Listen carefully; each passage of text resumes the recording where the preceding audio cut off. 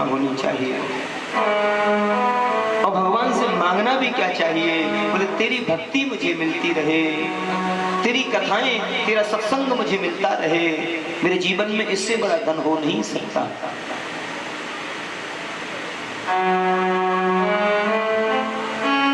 श्री हरि से यही मांगना है।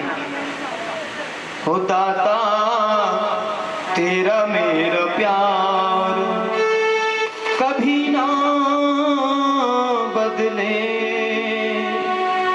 हो दाता तेरा मेरा प्यार कभी ना बदले, दाता तेरा मेरा प्यार कभी ना बदले, हो दाता मेरा ये विचार कभी ना बदले, दाता तेरा ये विचार कभी ना बदले, हो दाता तेरा मेरा प्यार कभी ना बदले, दाता तेरा मेरा प्यार कभी ना बदले।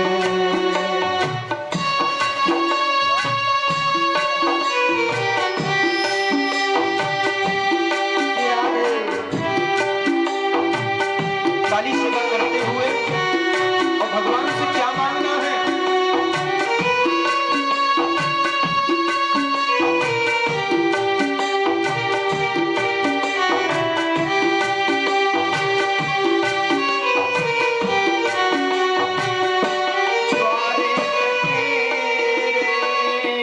द्वारे पे तेरे आता रहूं मैं, चरणों में शीश झुकाता रहूं मैं, चरणों में शीश झुकाता रहूं मैं, चरणों में शीश झुकाता रहूं।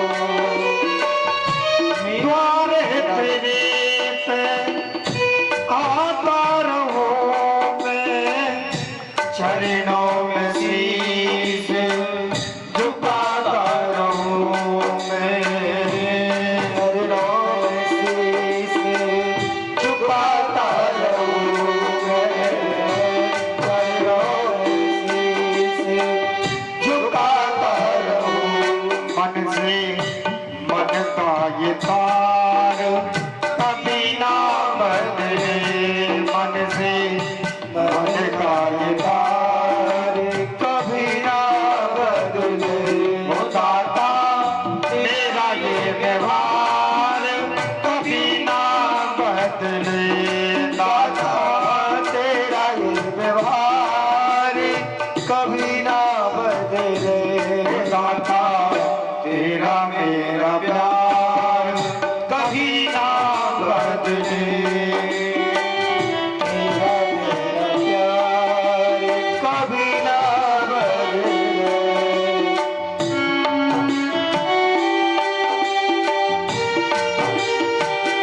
अब देखिए एक पंक्ति में कैसा भाव दिया है, और इसमें होता भी है। कई बार मन बड़ा दुखी हो जाता है, मुझे लगता है जमाना मुझसे रूठा हुआ है, मुझे लगता है लोग मुझसे रूठे हुए हैं, बेगाने हुए हैं।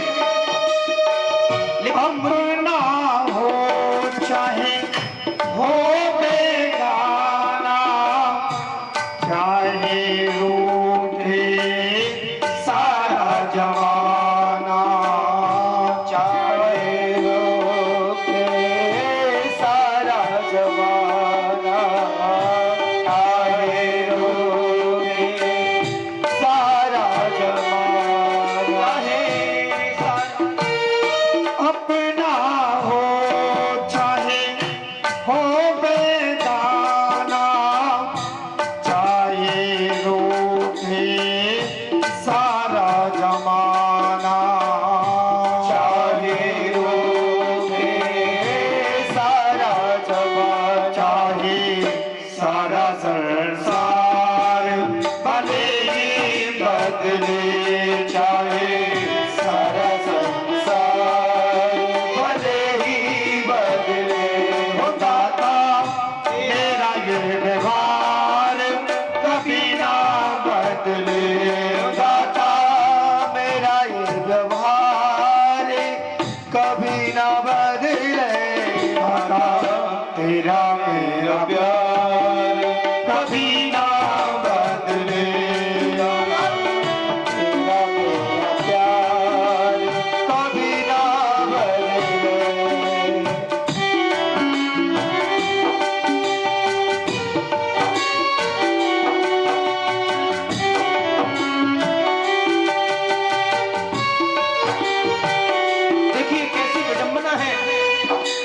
मन में विचार आता है दुनिया वाले क्या कहेंगे।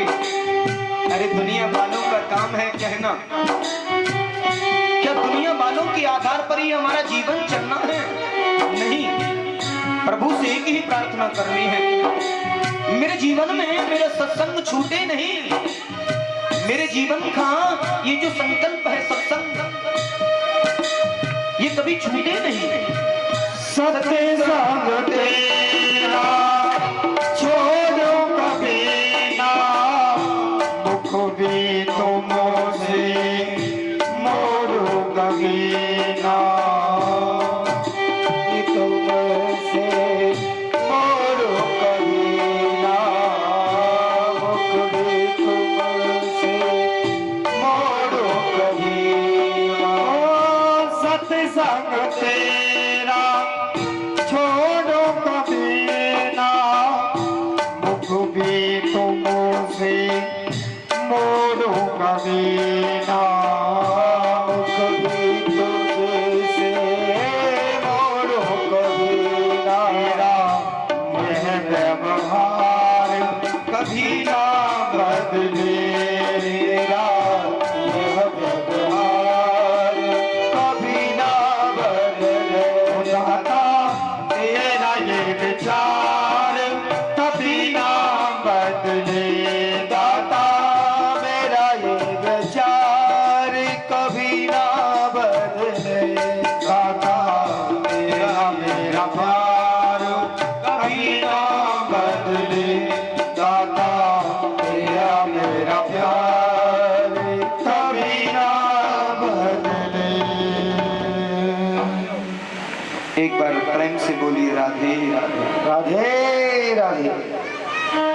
अच्छा, आज राधे राधे में इतनी कंजूसी कैसे हो रही है?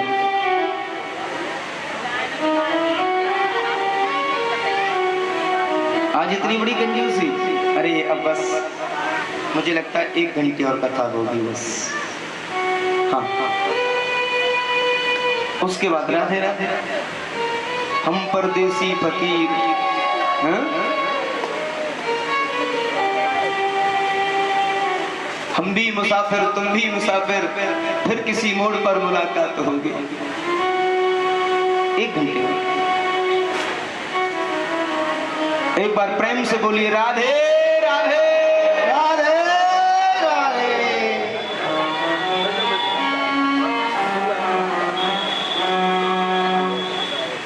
आज कल सायंकालीन मेला में आप सबने भगवान कृष्ण रुक्मिणी विवाह महोत्सव का अद्भुत आनंद प्राप्त किया।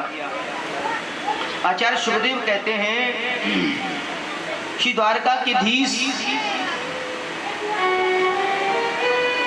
लक्ष्मी रूपी पत्नी को प्राप्त करके बड़े प्रसन्नित हैं और लक्ष्मी रूपी रुक्मिणी जी नारायण रूपी द्वारकाधीश को प्राप्त करके खूब आनंदित हैं।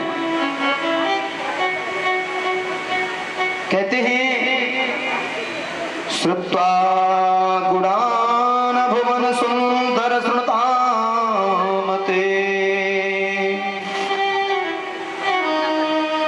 ऐसी सुंदर मिलन की वो बातें आज भगवान रुक्मिणी से कहते हैं, रुक्मिणी तुमने इस पत्र में कैसी सुंदर सुंदर बातें लिखी थी, तुम्हें मालूम है मेरा हृदय पिघल गया था। रुक्मिणी जी कहती हैं आपका हृदय है ही ऐसा, नीतम नवनीतम, यानी माखन से भी कोमल अगर किसी का हृदय है तो हमारे श्रीमान द्वारकाधीश प्रभु का है। लेकिन आज बड़ी खुशियां हैं। सुखदेव महाराज कहते हैं लक्ष्मी का विवाह नारायण के सिवा किसी से हो नहीं सकता।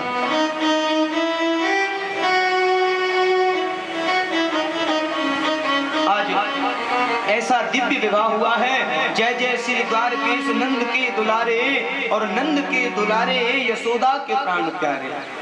श्री द्वारकेश भगवान का ये विवाह हुआ है, सबने स्वागत किया, बहुत आनंद मनाया है और सांडिल्य मुनि मंत्रोच्चारण कर रहे हैं उनके विवाह उत्सव में, और बड़े दिव्य महान मंत्रों का उपदेश किया है, वाचन किया है।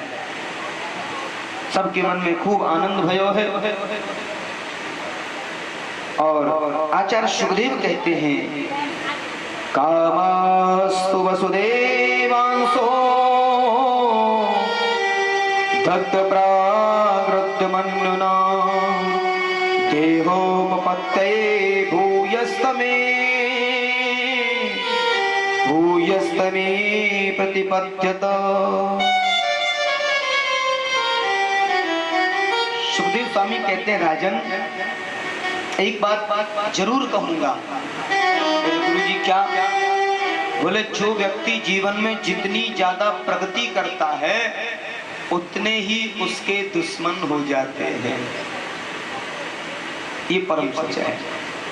जो व्यक्ति जीवन में जितनी ज्यादा प्रगति करेगा समझ लो हमने अपने दुश्मन बढ़ा दिए। हाँ, ये जीवन की बड़ी सच्चाई है।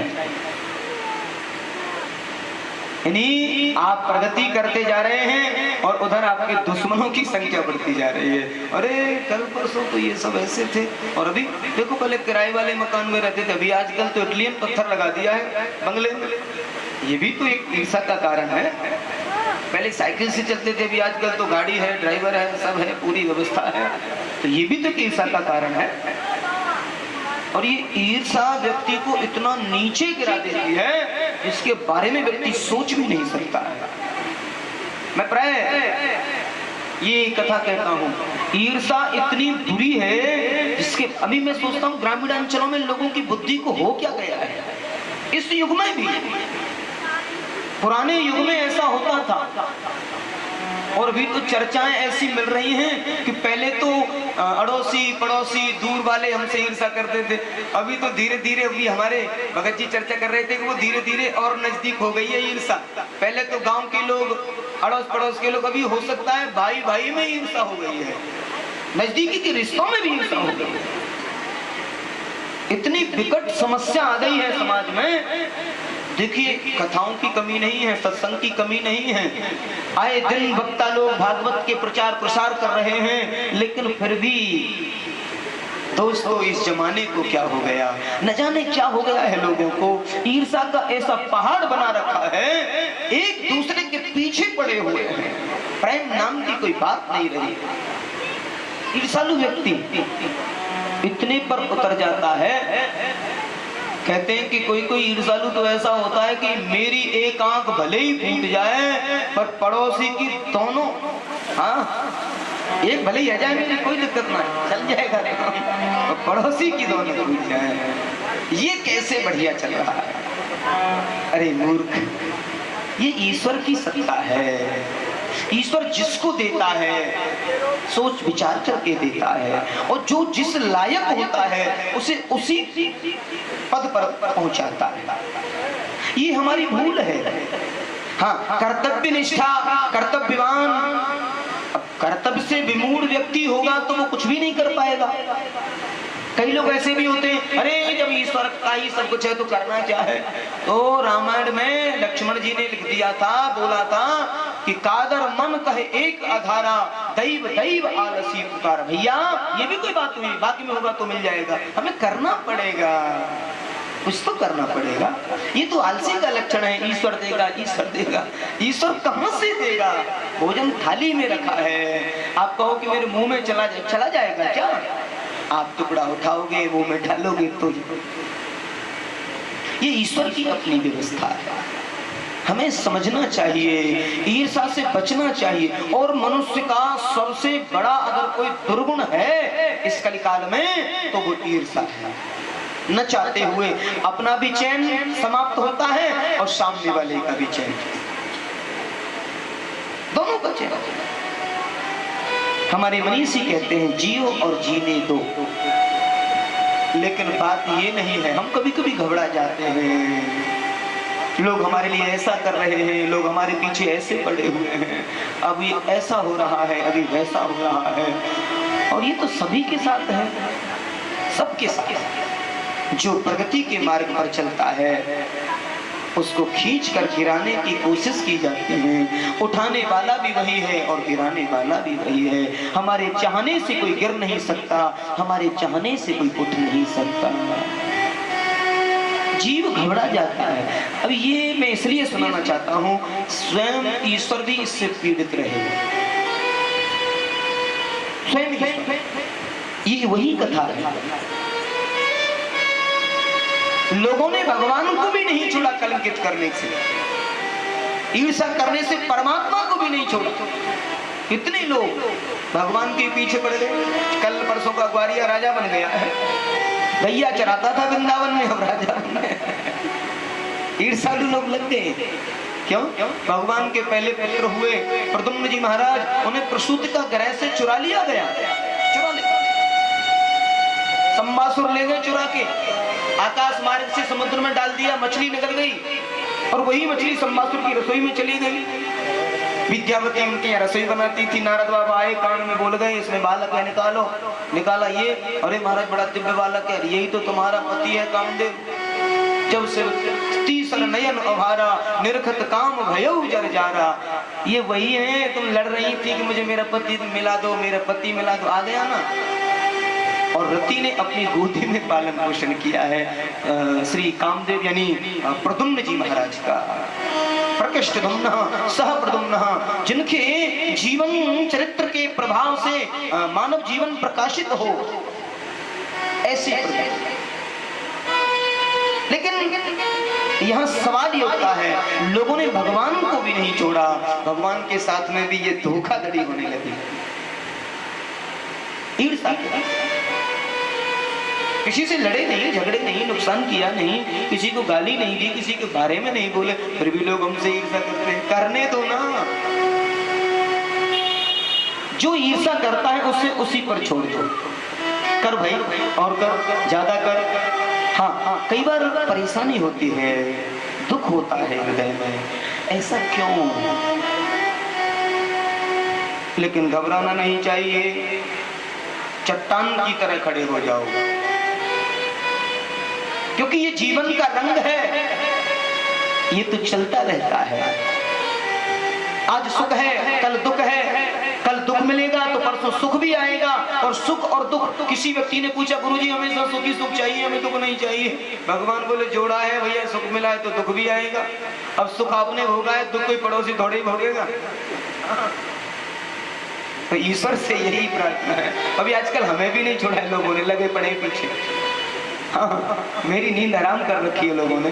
जिस दिन से विदेश से मेडल मिले हैं उस दिन से लोग लग गए, गुरुजी का विदेश में संपत्ति हो गई है, लग जाओ। हाँ, ऐसी यात्रा से मैं स्वयं गुजर रहा हूँ। लेकिन नहीं, हमारे गुरुदेव कहा करते थे कि चट्टान की तरह खड़े हो जाओ, सामना करना सीख लो, दुनिया तुम्हारा कुछ नहीं बिगाड़ सकती है। हमारा चरित्र अगर सही है, हमारा कर्म अगर सही है, तो दुनिया की कोई ताकत नहीं हमें झुका पाए किसी भी कीमत पर। हाँ, ये जरूर याद रखिए, सत्य परेशान तो हो जाता है लेकिन वो कभी पराजित नहीं हो सकता है।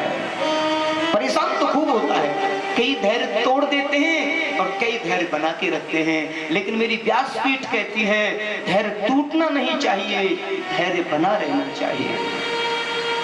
सत्य में बड़ी ताकत होती है, इसलिए मेरे राष्ट्र में सत्यमेव जयते, सत्यमेव जयते। एक बार प्रेम से बोलिए राधे राधे। कहते हैं दुख में तड़पो मती, सुख में फूलो मती, प्राण जाए मगर नाम भूलो मती। मुरली वाले को मन से रिझाते चलो, कृष्ण गोविंद गोपाल गाते चलो। सुख आए तो भूलना नहीं चाहिए। कई लोग अभिमान में आ जाते हैं, थोड़ा सा वैभव क्या आया, हम किसी को जानते ही नहीं, हम किसी को जानते ही नहीं, वैभव क्या आया, व्यक्ति पागल हो जाता है। वैभव को सहन करने की क्षमता भी सत्संग से मिलती है, और जिसके जीवन में सत्संग नहीं है उसका जीवन अधूरा है। भक्ति जब तक जीवन में नहीं है तब तक अधूरा है व्यक्ति। एक बार ध्रुव जी से गलती हो गई। ध्रुव जी ने भगवान को तो पा लिया लेकिन सत्संग नहीं मिला था।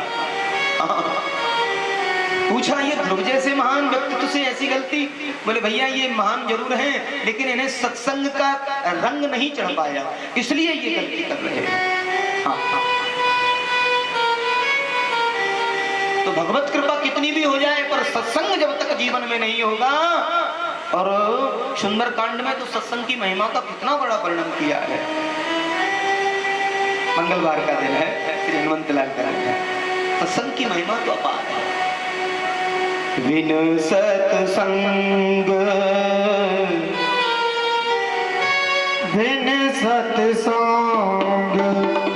विवेक न होई।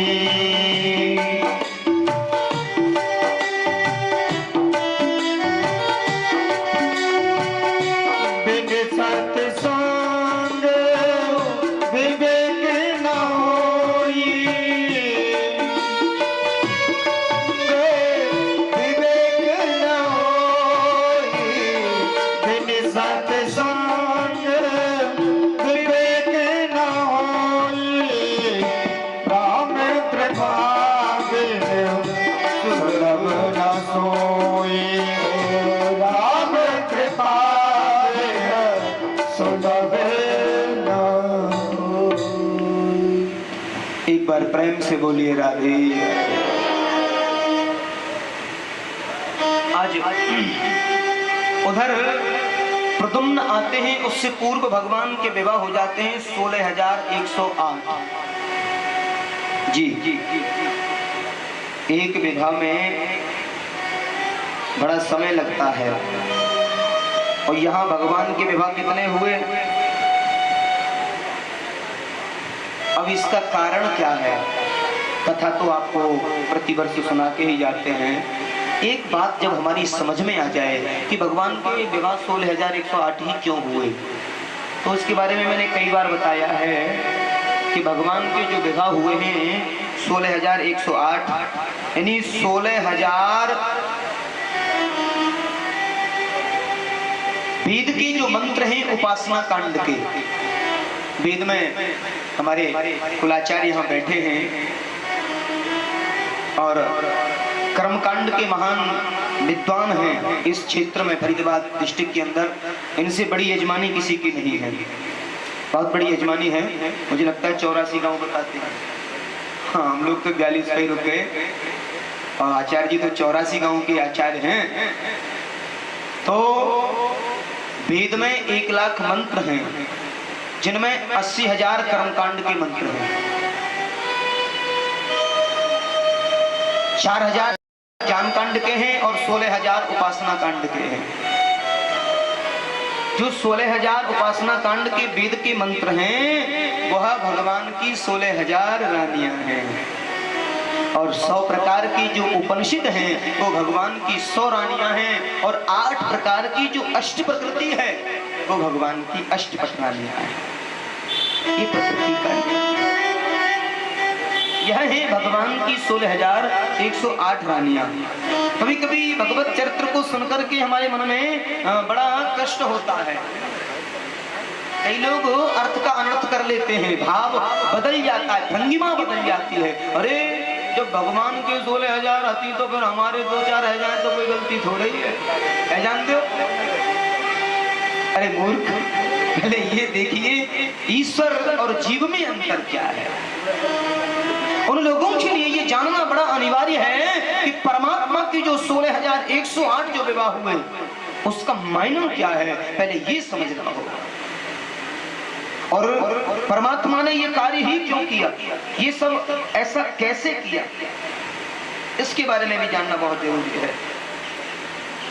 आचार्य सुखदेव कहते हैं परीक्षित, भगवान का दूसरा जो विवाह है वो सत्यभामा के साथ में हुआ है। महाराज सत्यजित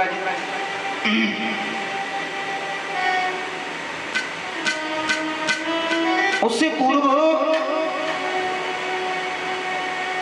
भगवान की एक विशेषता रही है, संपूर्ण रूप से एक दिन भगवान अपनी सभा में बैठे थे और श्री सत्राजित जी महाराज आए हैं एक मणि पहने हुए, और वो मणि है समयंतक मणि, 8 भार सोना, नित प्रति 200 किलो स्वर्ण रोज देती है। राजा के गले में पड़ी है। भगवान बोले, राजन तुम घर में कितने प्राणी हो? बोले हम घर में कुल मिला के 3.5 प्राणी हैं। मैं, मेरी पत्नी, मेरा भाई प्रसेन और मेरी एक बेटी है सत्यभामा। इतना स्वर्ण देने वाली इस मणि का तुम क्या करोगे? चाहो तो मेरे राजकोष में जमा करा दो, इससे समाज का बड़ा भला होगा। आपको इसकी कीमत मालूम नहीं है, 8 बार सोना देती है ये मैं पूजन करने से। महाराज बोले, महाराज मैं क्षमा चाहता हूँ, मैं मणि नहीं दे सकता।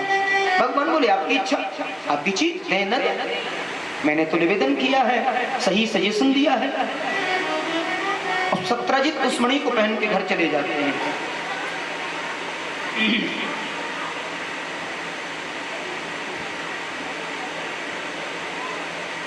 आज उधर होता क्या है, कभी कभी व्यर्थ में कहते हैं कि काजल से भी काला अगर कुछ होता है तो वो कलंक बताया है। श्री नारायण ने कोई जबरदस्ती नहीं की सत्राजित से, लेकिन उनका भाई प्रसेन दूसरे ही दिन भोर में उस मणि को पहन के और जंगल में निकल के शिकार करने, और सिंह से युद्ध हो गया। सिंह के द्वारा मर जाते हैं सत्राजित, और सिंह वो मणि लेके जा रहे थे और वहां जामवंत जी आ जाते हैं। और जामवंत काका ने देखा ये मणि इतनी कीमती, ये बड़ा दैदीप्यमान करेगी मेरी गुफा को, उजाला रहेगा गुफा में।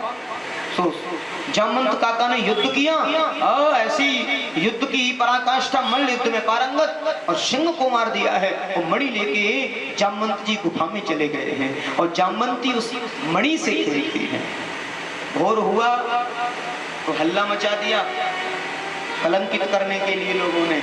भगवान को ही कलंकित करने वाले जो लोग थे वो भी तैयार बैठे थे, अपना आसन लगाए। ओहो, हमें तो पहले ही मालूम था ये ग्वारिया कुछ ना कुछ करेगा। कर दिया ना काम, देख लो, मरवा दिया प्रसेन के भाई सत्राजित के भाई प्रसेन को मरवा दिया। अरे मरवा दिया, द्वारकाधीश ने मरवा दिया, हल्ला मचा दिया पूरे। अरे भाई, कुछ लोग कहने लगे, नहीं नहीं वो ब्रजवासी हैं, ऐसा नहीं कर सकते, वो तो द्वारकाधीश है, ऐसा नहीं। कुछ बोले, अरे आपको क्या पता है, अपने बढ़ने के लिए मरवा दिया है, हाँ मणि की वजह से मरवा दिया है, तुम्हें पता नहीं है, लोभ अस्य पापस्य कारणम, लोभ के कारण मरवा दिया है। ओ बड़े बड़े वेदांती गली मोहल्ले में बैठ बैठ के चर्चा, भगवान को कलंकित कर दिया है। गुप्तचरों ने बताया, महाराज आपको कलंकित किया जा रहा है। भगवान एकदम से हंसने लगे। लोगों ने मुझे भी नहीं छोड़ा कलंकित करने से। गुरुजी से बोले, गुरुजी मेरी कुंडली देखना, थोड़ी सी एस्ट्रोलॉजी देख लो। गुरुजी ने पंचांग खोला, ओहो लाला गड़बड़ हो गया। बोले क्या? बोले तुमने चौथ का चंद्रमा देख लिया है। हाँ, शायद इसी महीने के लिए कहा जाता है कि चौथ का चंद्रमा नहीं देखना चाहिए। 8 बजे एक बार प्रेम से बोलिए राधे राधे। राधे राधे बोलने में बैटरी कुछ डाउन सी हो रही है। अब देखो कितनी बार तो आप लोगों को फ्रूटी मिल गई है, मिरिंडा। अब देखो रखिए तैयार, अभी तो स्टॉक में चल रहा है काम। हाँ, फिर ऐसा क्यों? एक बार प्रेम से बोलिए राधे राधे।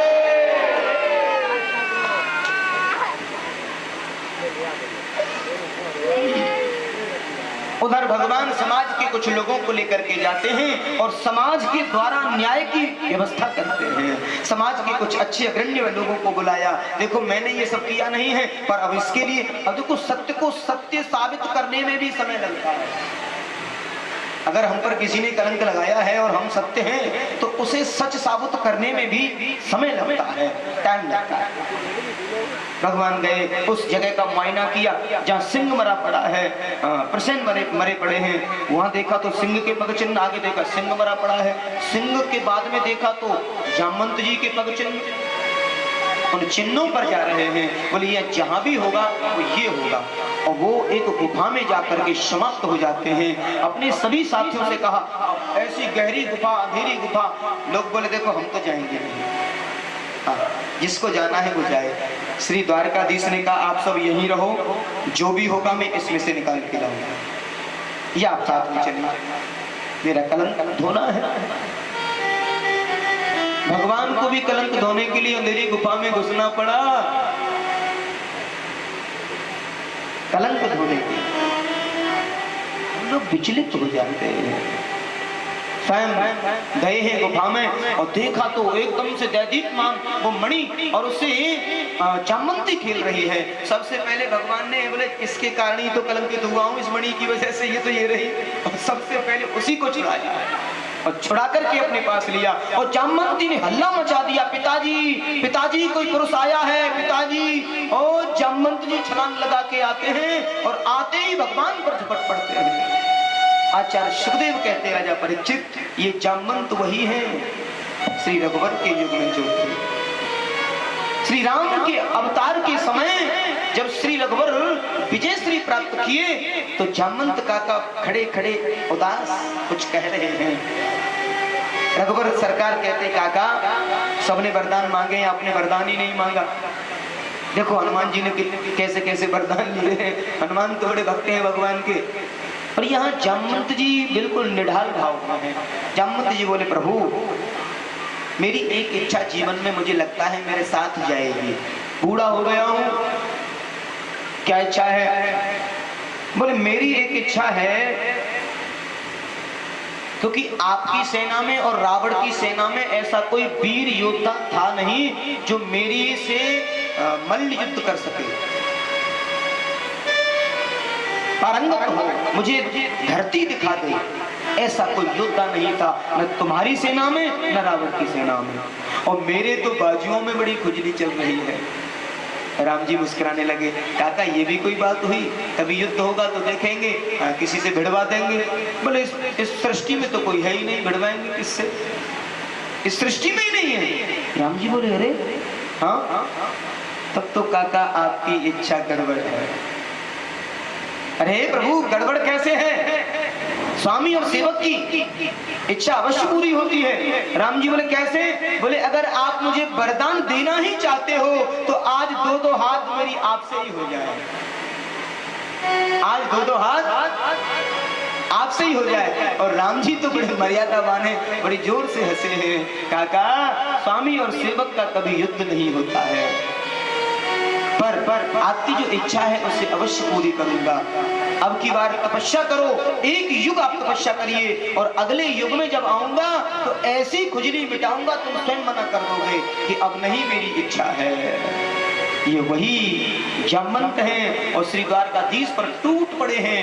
15वां दिन चल रहा है युद्ध का, भगवान को गिरा लेते हैं, कभी भगवान गिरा लेते हैं और लड़ते लड़ते लड़ते लड़ते काका एकदम से उनका पूरा बदन दर्द कर रहा है, नस नस ढीली हो गई है। भगवान कभी पटक देते हैं, कभी उठा लेते हैं, आज घुटने टेक रहे हैं श्री जामवंत जी। और जैसे ही जामवंत ने घुटने टेके हैं एकदम से उन्हें राम सिया की याद आ जाती है, अपने परम प्रभु की याद आ जाती है और द्वारकाधीश में राम और सीता के उनको दर्शन होने लगे हैं।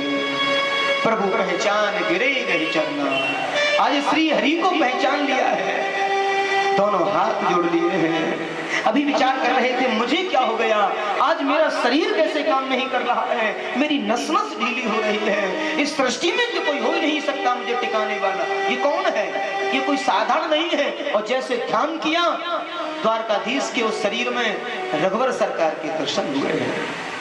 जाकी रही भावना जैसी, जाकी रही भावना जैसी,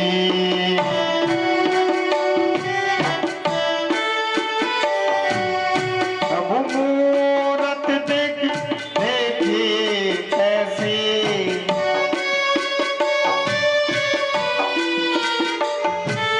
सब मूरत देखी ऐसी,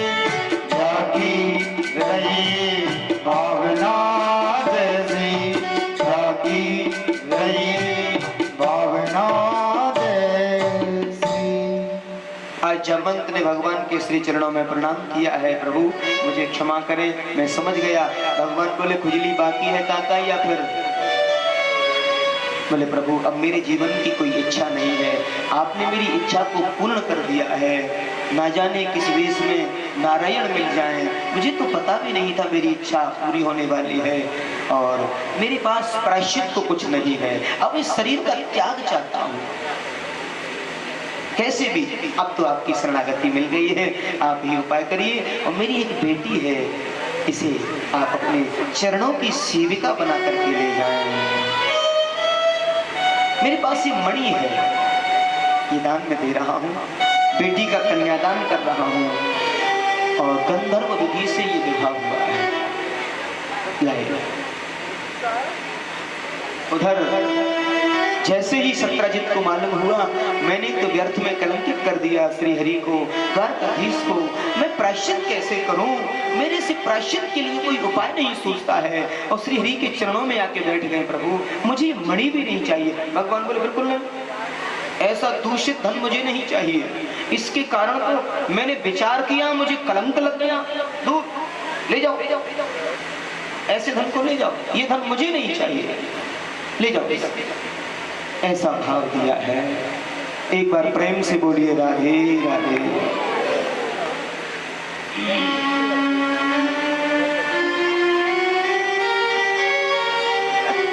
आचार्य शिवदेव कहते हैं राजा आज भगवान ने मणि दे दी। सत्यजित बोले मेरे पास प्रायश्चित तो कुछ नहीं है, मेरी बेटी है सत्यभामा, बड़ी लाडली है, मैं आपके चरणों की दासी बनाना चाहता हूँ और बहुत स्वर्ण दिया है दान में।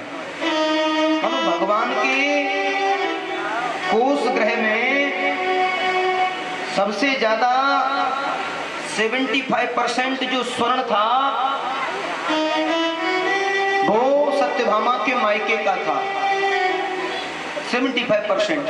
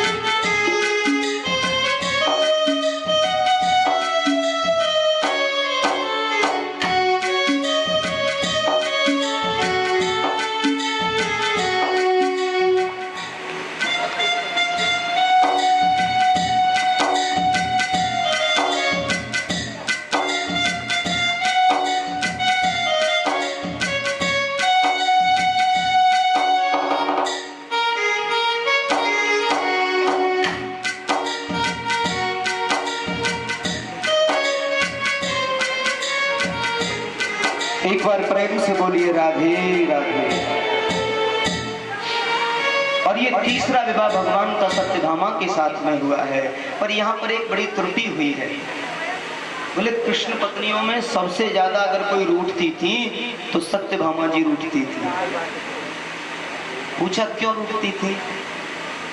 सत्यभामा सबसे ज्यादा, कोई भी थोड़ी सी बात हो रूठ जाए। तो जितने भी भगवान के विवाह हुए उनमें सबसे ज्यादा धन अपने मायके से सत्यभामा लाई थी।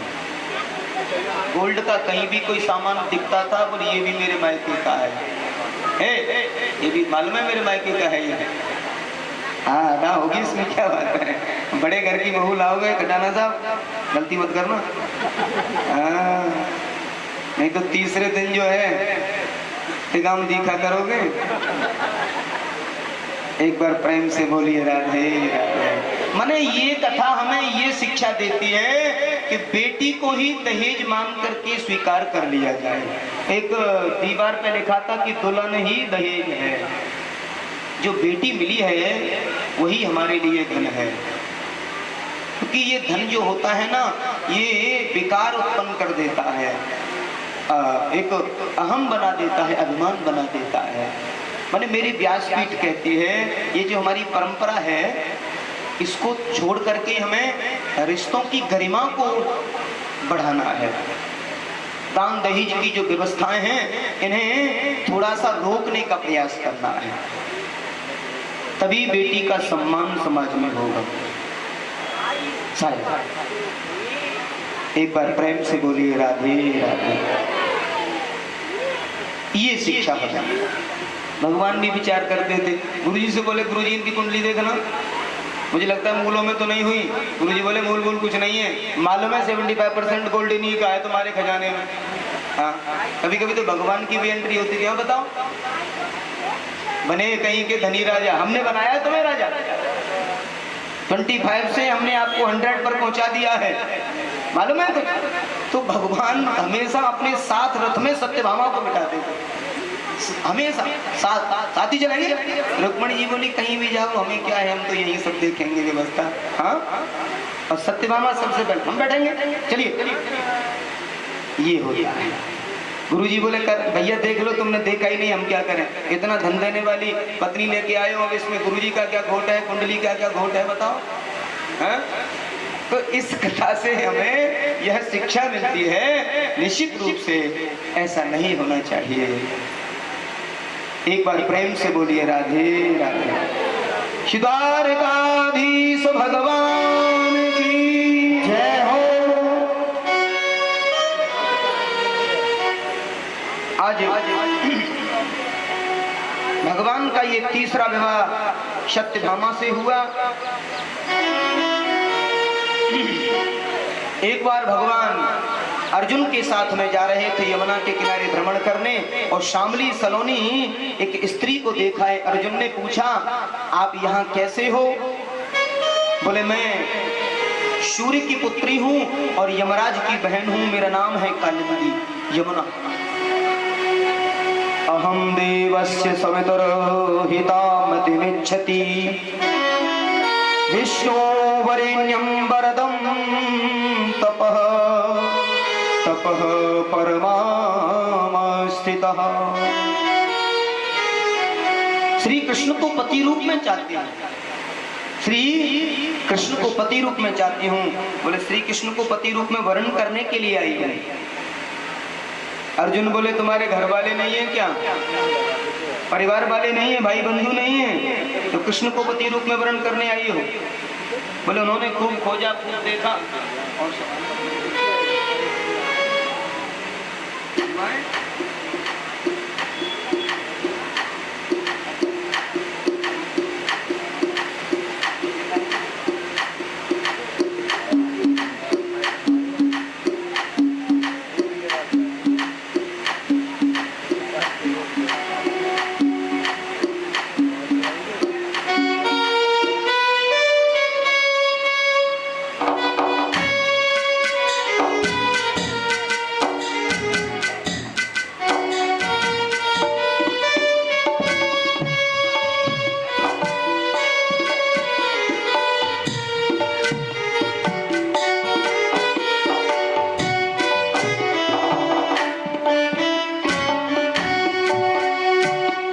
एक बार प्रेम से बोलिए राधे राधे।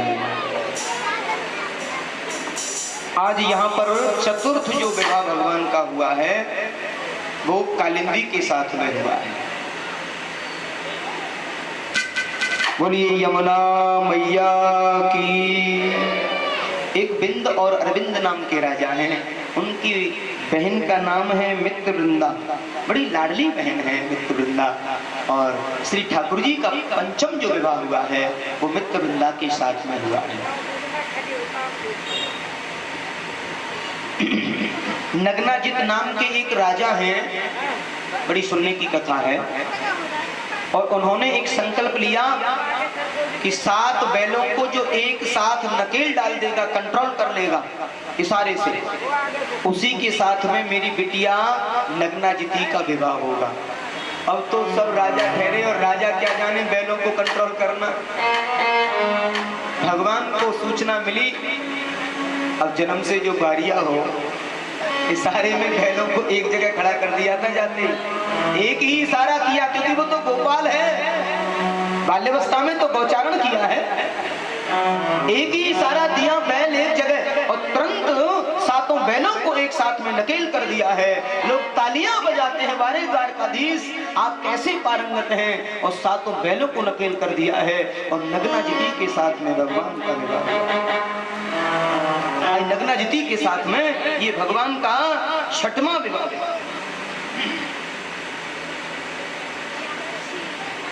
राजादी देवी नाम की एक नारी है, स्वयं अपना राज्य संभालती हैं और उनकी बिटिया का नाम है भद्रा। भगवान गए, राजादी देवी ने भगवान से संधि कर ली और अपनी बिटिया दे दी और भगवान के साथ में ये विवाह हुआ है। भद्रा के साथ में भगवान का विवाह हुआ 7वां।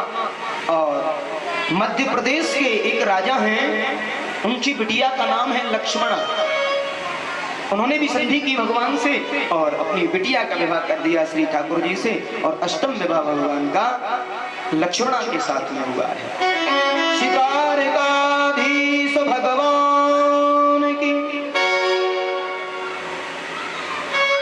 अभी 16,100 की संख्या और बची, ऐसे एक एक करके तो पूरा समय लग जाएगा, ऐसा नहीं। कथा कुछ इस प्रकार से बताई है। कहते हैं एक भौमासुर नाम के राक्षस ने अपनी ताकत का दुरुपयोग कर लिया और उसका संकल्प था, कभी कभी आदमी ताकत का दुरुपयोग कर बैठता है कि 20,100 कन्याओं के साथ में मैं एक साथ 16,100 कन्याओं के साथ में मैं एक साथ विवाह करूंगा। तो यहाँ किसी की बेटी को चुरा के ले आता, किसी को जबरदस्ती उठा लाता, किसी को युद्ध में जीत के ले आता और कारागृह में सबको बंदी बना रहा है। और संकल्प है एक साथ इनके साथ विवाह करूं।